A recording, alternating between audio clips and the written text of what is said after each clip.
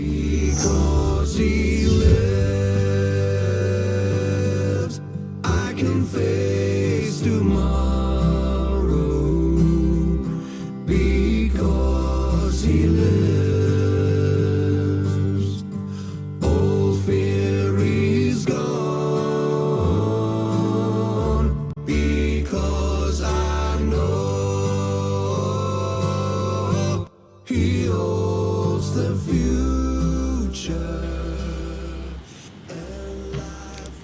Shalom Bapak Ibu Saudara-saudariku yang dikasihi Tuhan Yesus Kristus.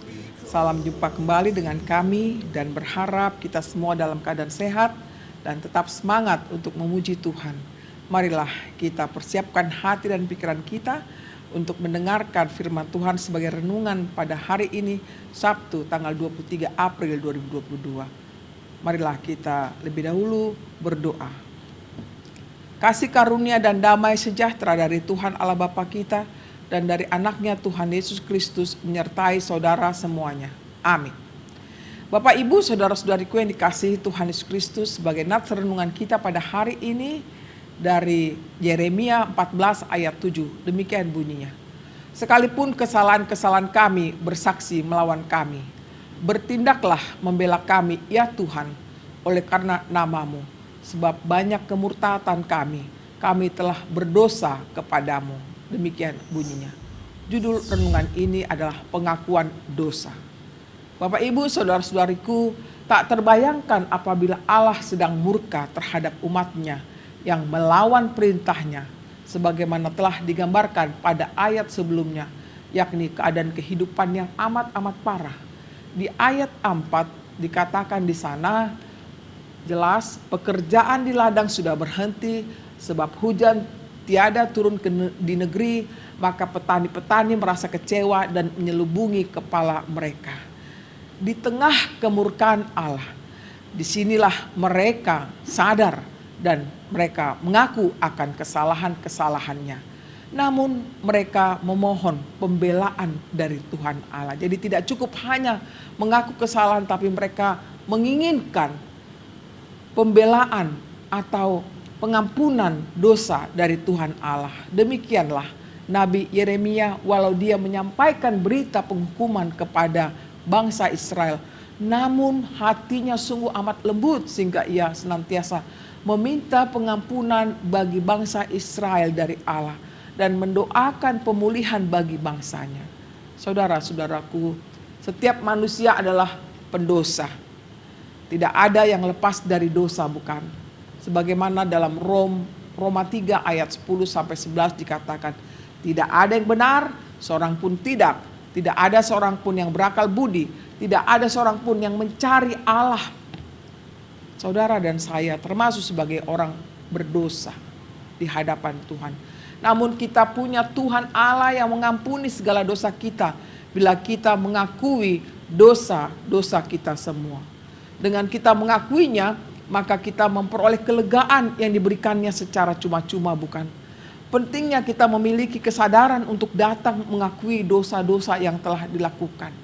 Mumpung Tuhan masih membuka anugerahnya kepada manusia yang mengakui dosa dan menyesali atas perbuatan-perbuatan dosa-dosanya. Janganlah saudaraku kita mengeraskan hati kita untuk tidak mengakui dosa-dosa kita, menganggap kita lebih benar, orang lain salah, padahal kitalah sebenarnya yang berbuat dosa itu. Kita memohonlah rahmat Tuhan untuk mengampuni segala dosa-dosa kita.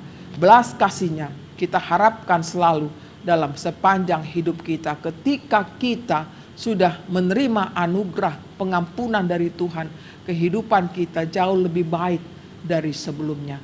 Selamat mengakui dosa kepada Tuhan dan Tuhan akan mengampuni dosa kita semuanya. Amin. Kita berdoa. Terima kasih Tuhan buat kemurahan-Mu yang dimana Engkau telah datang ke dunia ini mengampuni dosa kami. Ajar kami Tuhan memakai kesempatan dalam kehidupan kami untuk datang kepadamu mengakui dosa-dosa kami.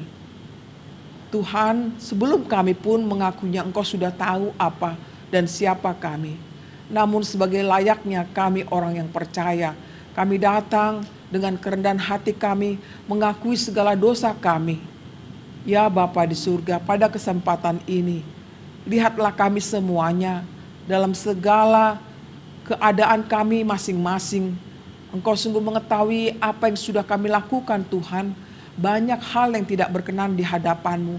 Kami sadar, janganlah murka-Mu itu menyerang kehidupan kami, tetapi anugerah-Mu Tuhan yang tiada taranya mengampuni dosa kami.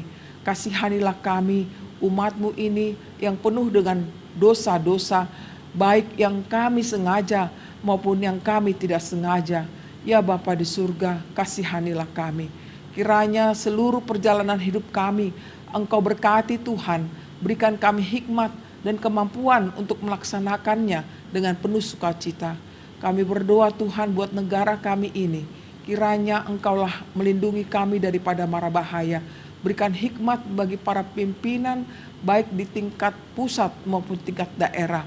Biar mereka bijaksana memimpin bangsa dan negara kami ini.